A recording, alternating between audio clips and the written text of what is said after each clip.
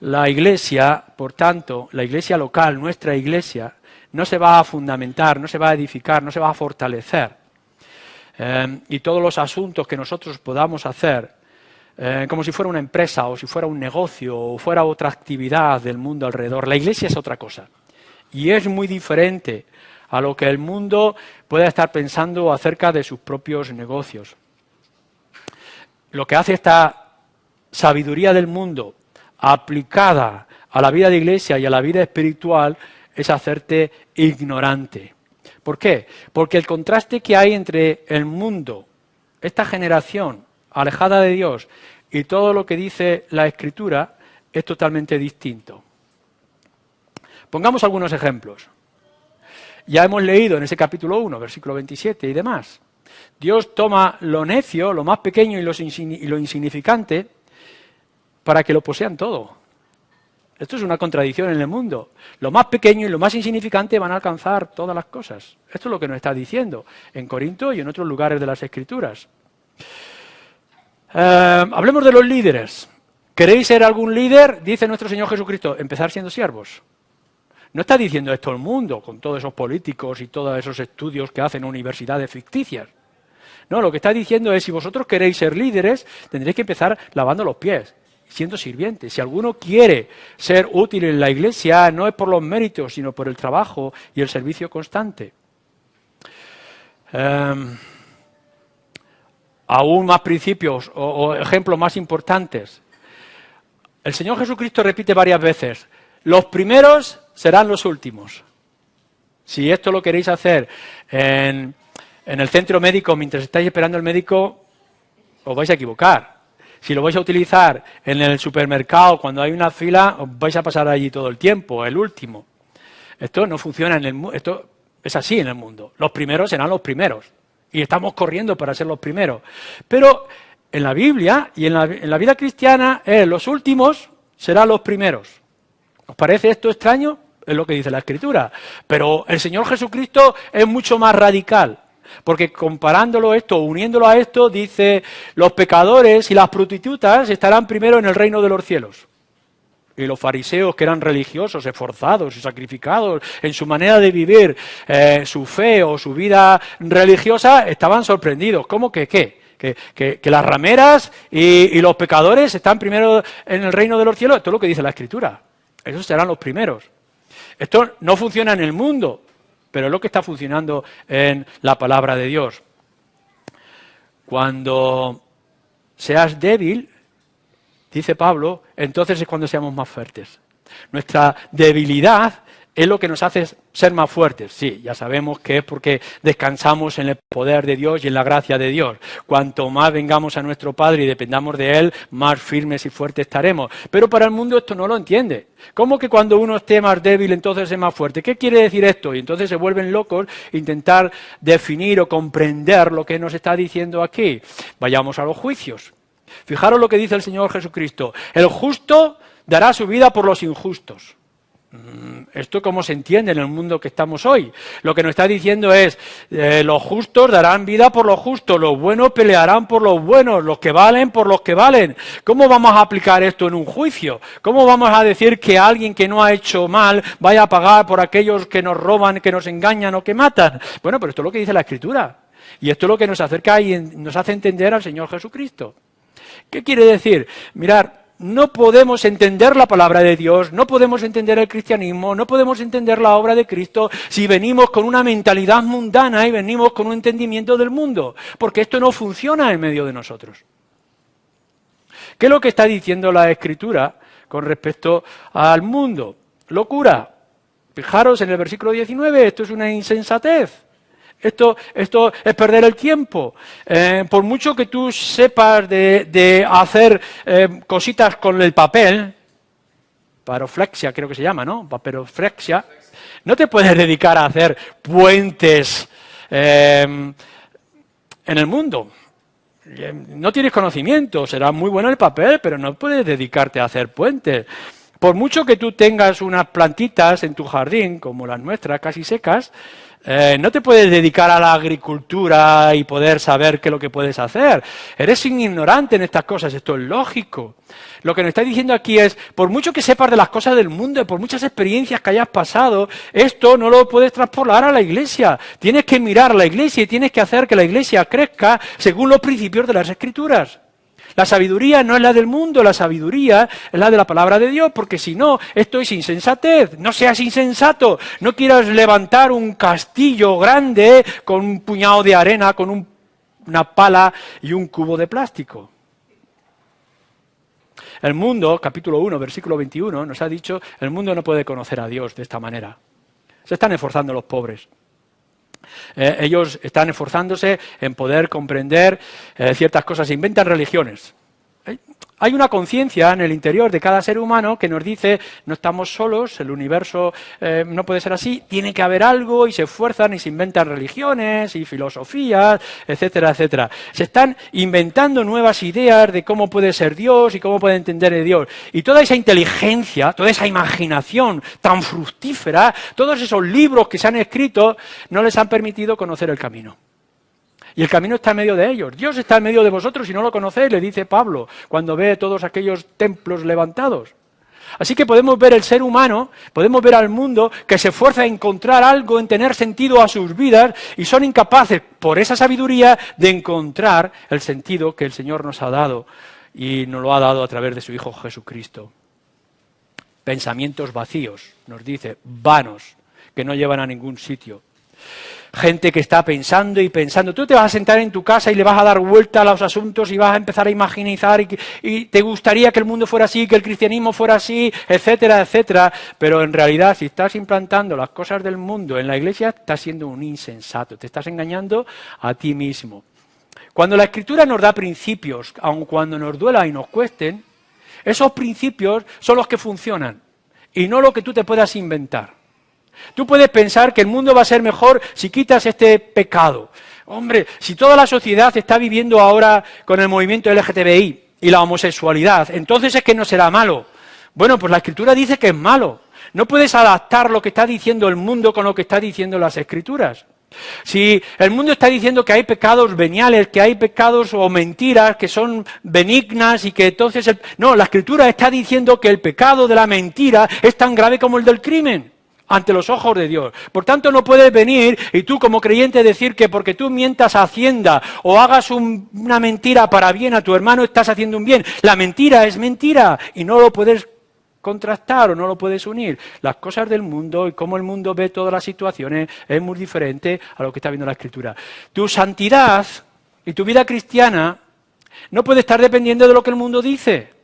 No te engañes. La sabiduría del mundo es insensatez, es ignorancia.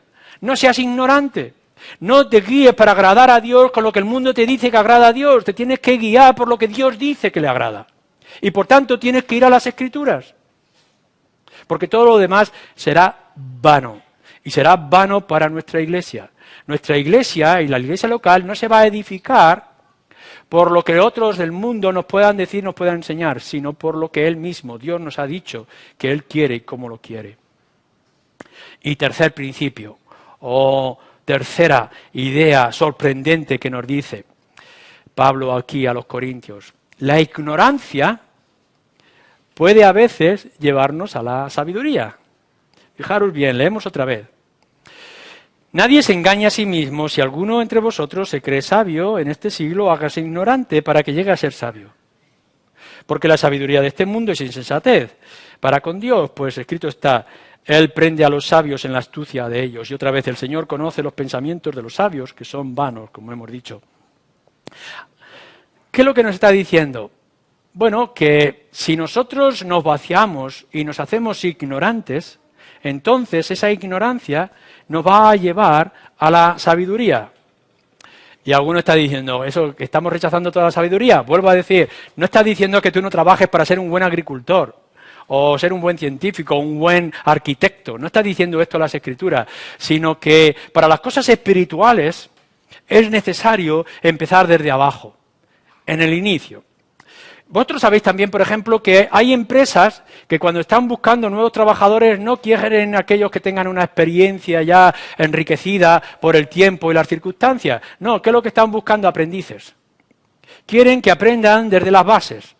¿Cuántas veces nos dicen, bueno, si tú estás dispuesto a aprender, si tienes voluntad para aprender, ven que te enseñaremos y entonces serás parte de nuestra empresa? Pues esto es lo que está diciendo el Señor y le está diciendo Pablo a los corintios. Cuando vengáis aquí no vengáis diciendo esta es la mejor manera de salvarse o es la mejor manera de edificar el pueblo de Dios. Lo que tenéis que venir es con ignorancia. La ignorancia de un niño que tiene su mente abierta para las cosas espirituales, para que el Señor, el Espíritu, empiece a hablarle y le empiece a hacer comprender. Si no sois como un niño, dice nuestro Señor Jesucristo, no podréis alcanzar el reino de los cielos. Así que venimos con una expectación sorprendente. ¿Qué es lo que me dice a mí las Escrituras? La gran riqueza no es de aquellos que ya sean, cuando discutimos o hablamos acerca del Evangelio, con aquellos que ya tienen una sabiduría, ya tienen unas bases en otra religión y en otros pensamientos. Es una gran lucha. El Señor tiene misericordia y el Señor lo puede hacer todo, Él es soberano. Pero hemos encontrado a lo largo de la vida cuán fácil es que algunas personas dicen, no sé, quiero saber. No entiendo, pero quiero entender. Y por tanto se abre el campo, no para que nosotros le traigamos nuestros propios pensamientos, sino para que pongamos en sus manos una Biblia y le digamos, lee lo que tienes aquí. Entiendes lo que lees, yo te lo explico, pero es aquí lo que nosotros te estamos diciendo. Ser como un niño para las cosas del Señor, en una base, en un principio, comenzar con la misma palabra de Dios. Déjate llevar por la palabra de Dios. Eso es lo que le está diciendo a los corintios y nos está diciendo a nosotros. No vengas con tu experiencia o tus conocimientos. Ven al poder del Espíritu, el poder del Espíritu que habla por la palabra de Dios. No te relajes o descanses o te apoyes en tu propia imaginación, que puede ser muy rica. Entretente, sí, haciendo tus juegos y tus dibujos en el papel, pero cuando estamos hablando del alma, no te puedes entretener jugando o inventando. Te tienes que ir a las bases que ya han sido establecidas. Es por eso que te dice Pablo, yo vengo aquí con autoridad, soy siervo de Cristo, he aquí la palabra de Dios, este es el mensaje, lo que el Espíritu me ha dado. Por tanto, tú lo que tienes que venir es, ¿qué es lo que dice la palabra de Dios para mi alma? Ya me entretendré para hacer juegos en mi casa o con mis niños, pero ahora está en juego mi alma y mi eternidad y por tanto tengo que ver lo que me dicen las Escrituras. Déjate llevar por la palabra de Dios.